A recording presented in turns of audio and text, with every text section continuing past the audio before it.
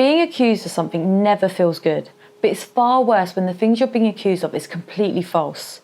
You'll no doubt feel confused, upset and frustrated. I'll level with you.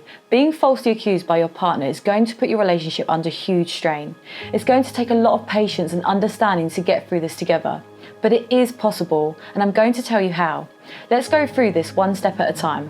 But before we do, I want to point out that this is an issue that will be easier to solve with the help of a relationship therapist. So visit the link in the description below for our recommended counselling service and get the help that you need. Understand where the accusation is coming from. Your partner's accusations will probably come completely out of the blue to you, but they've probably been thinking about this for a while now. They may think that they have a reason to believe it's true. So the first thing you need to do is talk to your partner. What makes them think that you have done what they are accusing you of doing? Do they think you're cheating on them or lying to them? Ask them why. Perhaps the evidence they are basing things on is completely innocent, but they've interpreted things in a certain way. Like they may have seen a text on your phone or overheard a conversation you had and read something into it that simply isn't there. Try to keep calm in this situation, however bizarre it may seem to you. You have done nothing wrong and have nothing to hide. Keep your voice level and let your partner know you understand that this is an important issue to address. Just remember that validating their feeling does not mean validating their accusations. Evaluate your behaviour. It's likely that your partner has some trust issue that's led to them accusing you wrongly. That's not your fault, of course, but you can still ask yourself whether you might have said or done something to trigger those issues. Can you be a bit protective over your phone for the sake of your privacy? Do you have hushed conversations on the phone as to not to disturb them? These things are absolutely okay, but they might feed into your partner's trust issues, or perhaps you've lied or cheated in the past. This could certainly cause your partner some anxiety, especially if your behaviour has changed recently. You could be completely innocent, but they might equate this change in behaviour with you doing something you shouldn't be doing. It's worth checking to see if you might be giving off a certain attitude without realising it, or considering why your behaviour may have changed. Let's say, for example, that you don't want to have sex with them right now. That might be because you're stressed at work and exhausted when you get home. But if you haven't communicated why you are rejecting their advances, they may think you are cheating. So it's best to clear the air and be open with them at the time instead of letting things spiral down to accusations and arguments. Communicate openly. As I've just touched upon, good communication can avoid all sorts of problems, and honesty is always the best policy when it comes to your partner and relationship. If you try to cover things up or hide things from your partner, you're giving them more reason to feel anxious. So even if you think it might make them feel uneasy, tell them the truth. Are you texting a girl or guy from work? Just tell them. You should presumably have a good reason why, so let them know what it is. It will help put their mind at ease. You can also let them know how being falsely accused makes you feel. Because let's face it, it's not nice for someone to think you're capable of horrible things, or for them to believe you would want to hurt them. Make it clear that you value your relationship with them, but also let them know that this is upsetting for you too.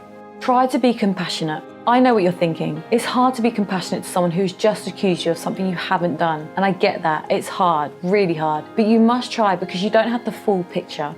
For one, you don't know what's going on in their head, and you might not know everything from their past. Their ex may have cheated on them, or they may come from a home that was full of arguments and lies. There'll be something there that is causing them to distrust you, and it's likely to be coming from them, not you, if you haven't actually done anything wrong. Do your best to be understanding and work through some of these issues together. By making an effort to talk to them about their insecurities and worries, you're showing how committed you are to the relationship. That in itself may ease a lot of their fears. Make compromises, but set boundaries. I'm not suggesting that you change your life completely for another person, even someone you love and want a future with, but you can agree to do some compromises you're both comfortable with. For instance, if your male partner hates that you go for drinks with your male boss, agree to go less often. You shouldn't need to stop seeing people completely, but it's okay to meet in the middle. This shows that you want to ease your partner's worries, but that you're also not guilty and therefore you shouldn't have to stop doing the things you want to do. Just be considerate. Try to understand why your partner may be worried and do what you can to make some compromises. You may even feel a little resentful for having to make changes when you're completely innocent. I totally understand. You probably feel it's unnecessary, but if you truly care for your partner, you'll do what you can to help them. Within reason, of course. Don't let this turn into an emotional manipulation. It's right for them to expect you to stop hanging out with your ex, who you know still fancies you. But it's not right for them to expect you to stop seeing your friends just because they're attracted to people of your gender. Similarly, you shouldn't feel pressured into giving them access to your phone. It's not that you're hiding something, it's that you're a human being and it's your phone. Know when to walk away. I know this is not a nice thing to hear, but there comes to a point when walking away is the best thing to do for you and them. Facing false accusations of being a bad partner or person can really take its toll. If you really love your partner, you might feel like it's worth riding this out. It could be a one-off that naturally goes away, but it's happening regularly and it's affecting how you feel about your relationship and your life. You need to consider if it's worth it. If you've done everything we've talked about and they still can't let it go, there isn't much you can do.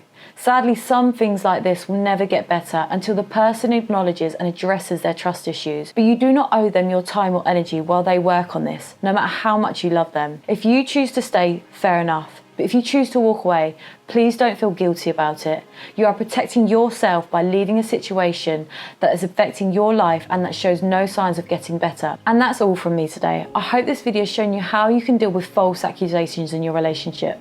It's a horrible situation to find yourself in, and I truly hope it gets better for you soon. If you have any questions or comments, drop them below. And don't forget to like this video, subscribe to our channel and hit the bell button to receive notifications of our latest videos. Bye!